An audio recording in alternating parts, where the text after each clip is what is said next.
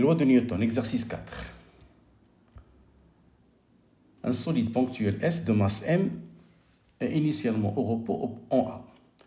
On le lance sur la piste ABCD en faisant agir sur lui, le long de la partie AB de sa trajectoire, une force F horizontale d'intensité F constante.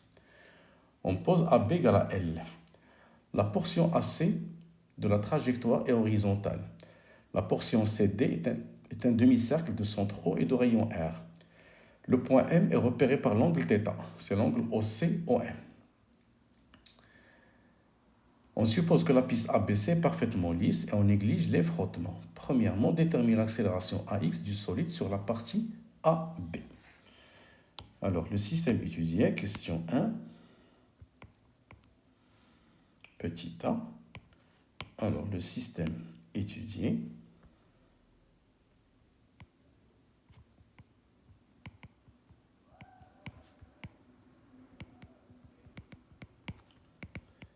C'est le corps S. Les forces appliquées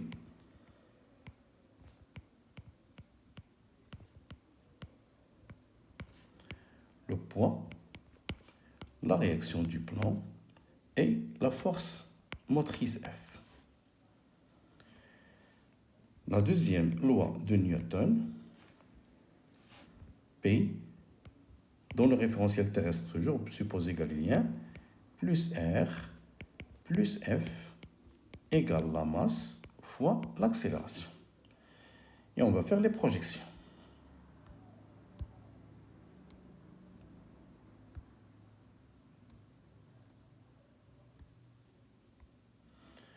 Alors, le schéma de la figure, donc c'est le système S. Alors, l'axe des X, on va ajouter l'axe des X. L'axe des Y. Alors, l'axe des X, c'est horizontal, c'est avec le plan du mouvement. L'axe des Y est perpendiculaire.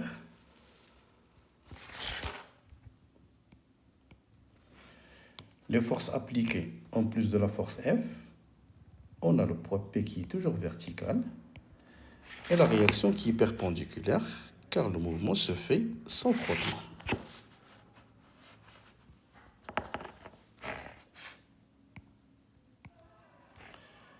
Alors, si on projette sur l'axe des X, OX, PX plus RX plus FX égale à M AX.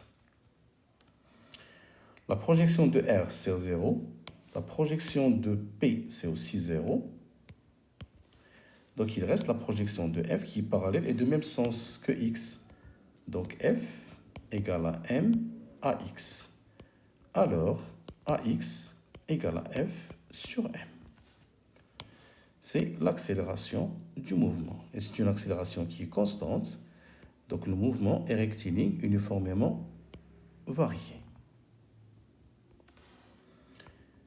Petit b, avec quelle vitesse aborde-t-il la piste... Pardon. Détermine l'accélération AX en fonction de F et de M. Détermine l'accélération AX du solide sur la partie AB. Puis donner en fonction de F et de M la vitesse VB.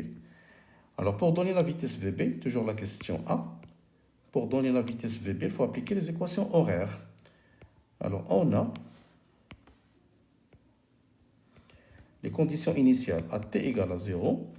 Le solide est lancé sans vitesse initiale, V0 égale à 0, et à partir du point d'origine, x0 égale à 0. Donc, AX, qui est égal à F sur M, est une constante, donne une vitesse initiale Vx, qui est égale à la primitive, c'est F sur M fois T, plus la vitesse initiale qui est égale à 0. La deuxième primitive, c'est x égale à 1 demi F sur M fois T carré plus x0 qui est égal aussi à 0.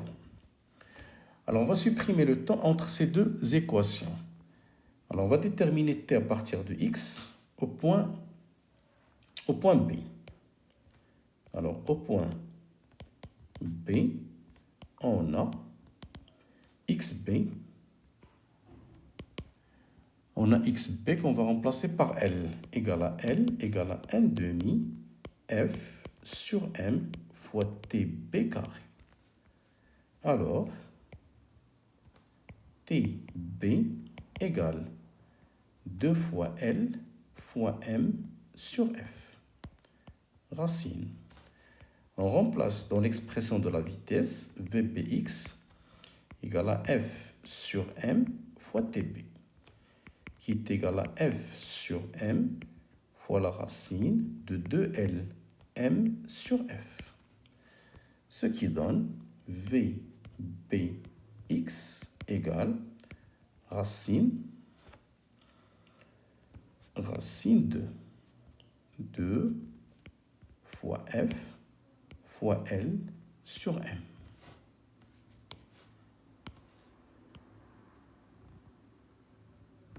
C'est en fonction de F, L et M. F, L et M. Alors, question B. Avec quelle vitesse il arrive au point C? Alors, entre B et C. B et C. Les forces appliquées, c'est P plus R égale à M fois l'accélération. Et les deux forces sont perpendiculaires au déplacement BC.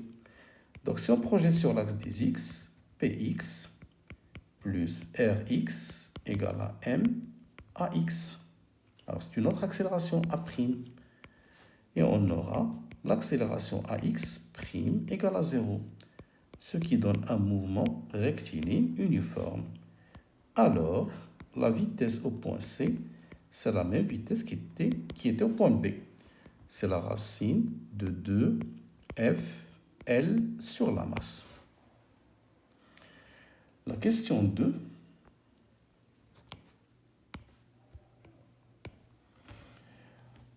La vitesse de S au point M s'exprime par la relation Vm carré égale à Vc carré moins 2gr facteur de 1 moins cos θ. C'est la vitesse du mobile au point M, sur la partie circulaire. Alors on applique la deuxième loi de Newton, déterminer l'expression de la réaction R au point M.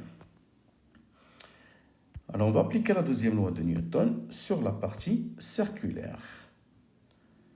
Donc on va faire agrandir un peu le schéma.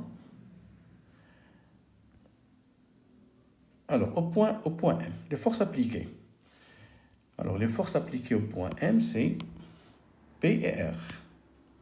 La deuxième loi de Newton toujours, P plus R égale la masse fois l'accélération. Donc si on représente ces deux forces au point M, alors le poids P, c'est toujours vertical.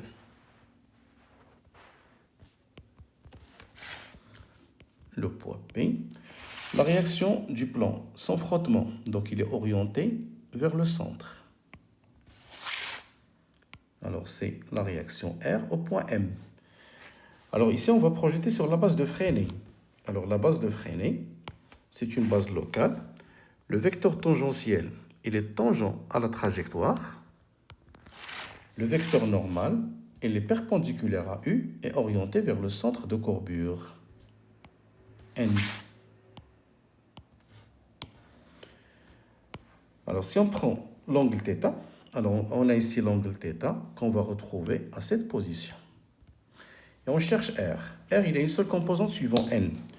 Donc, on va projeter cette deuxième loi sur le vecteur N. Donc, Pn plus Rn égale à M à N.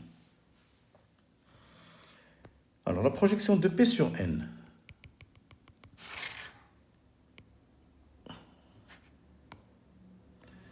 La projection de P sur N, c'est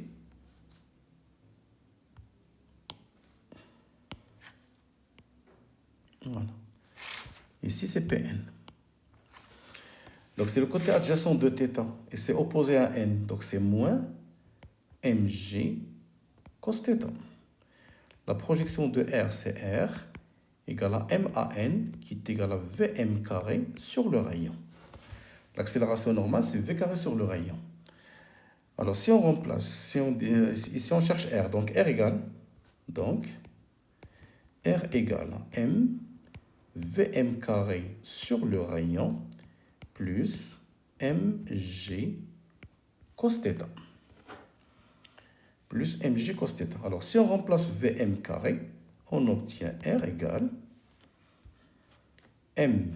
On va factoriser par M. Alors, Vm carré, c'est Vc carré sur R, moins 2, on va simplifier par R le deuxième terme, moins 2G, facteur de 1 moins cos θ, le tout plus G cos θ. Alors, ce qui donne R égale M facteur de Vc carré sur R, moins 2G, plus 2G cos θ, plus G cos θ. Alors, ça fait plus 3G cos θ. Donc, c'est M facteur de Vc carré sur 2G. Alors, on va remplacer encore Vc par son expression. Ce qui donne, et on a la vitesse Vc est égale à Vb, qui est égal à racine de 2F fois L sur M. Donc, la réaction du plan au point M, c'est la masse, fois Vc carré, c'est 2FL sur M fois le rayon R, moins 2G plus 3G cos θ. 2FL sur MR plus 3G cos θ moins 2G. C'est l'expression finale de la réaction R au point M. Voilà. Alors la question 3. De l'expression de R, déduire en fonction de M, G, R et L, l'expression de F minimale pour que le S atteigne le point D. Le point D, c'est le sommet de l'arc, du demi-cercle. Alors, pour que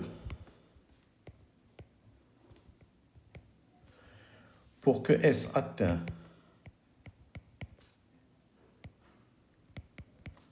le point D, il faut que R au point D soit supérieur strictement à 0.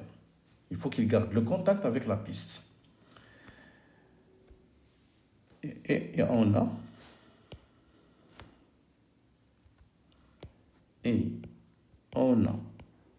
au point D θ égale à pi. Alors si on remplace, alors RD égale M facteur de 2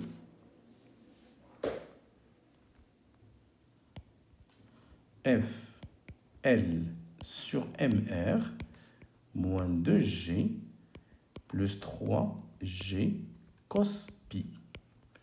Cos pi, c'est moins 1, ce qui donne RD égale à M facteur de 2 FL sur MR moins 5G.